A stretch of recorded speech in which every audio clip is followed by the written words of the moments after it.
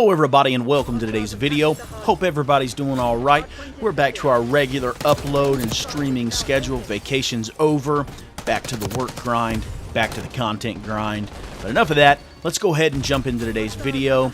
And we are talking about the delay with the Season 3 update that is now coming April 3rd for Call of Duty, but the news that just dropped on Monday on the 5-year anniversary of Warzone, and that is we can officially confirm Verdansk is coming back to Call of Duty in Warzone.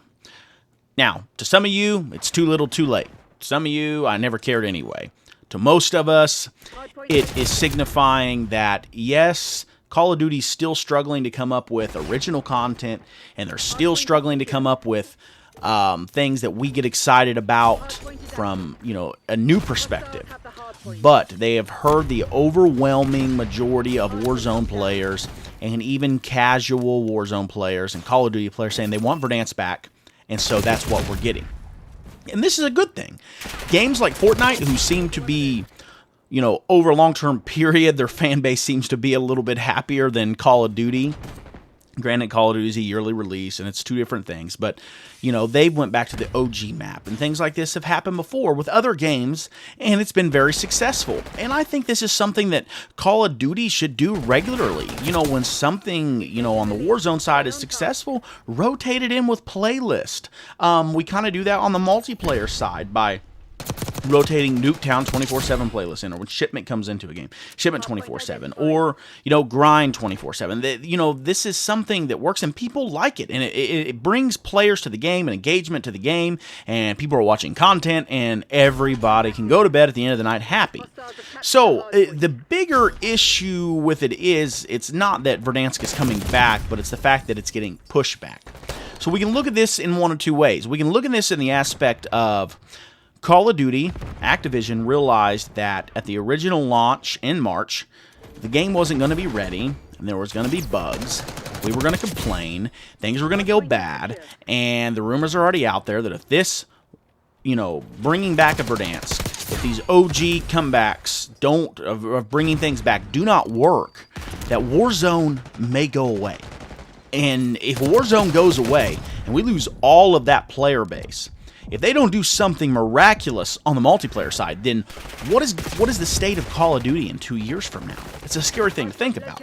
So we can look at it from the aspect of they realized that it wasn't going to be ready, so they decided, hey, let's push it back, and let's work out the kinks and make sure that when we launch this, it's going to be a big update, but that overall there is very little bugs and very little problems. So we can look at it from that aspect, or we can look at it in the aspect of they're streaming us, they're just kind of stringing us along and trying to hype this up and get as much talk. Because here's the thing, leading up to when the announcement came, and I was on vacation when the announcement came that the Season 3 update had been delayed, there hadn't been anything confirmed on Verdansk. It was all leaks, it was all rumors, it was all game files, it was all these things. So now today, nearly a week after the delay was announced, we're getting, gameplay of Verdansk and, the guns that are coming back and the helicopters that are coming back and how everything's going to play in. So for the next, 3 weeks, they are going to just be, everywhere trying to get people to talk about this and hype up, try to get people to come back to the game, and rightfully so. I mean, I don't blame him for that. So, the question is, did Call of Duty do something good in realizing, hey, this isn't going to be ready, or was it a PR stunt? Are we still going to be let down at the end of the day when the Season 3 update drops with bugs and several hacker companies and hacking websites have been taken off the market, and everyone that goes down, small or big, helps, and it helps in the grand scheme of things.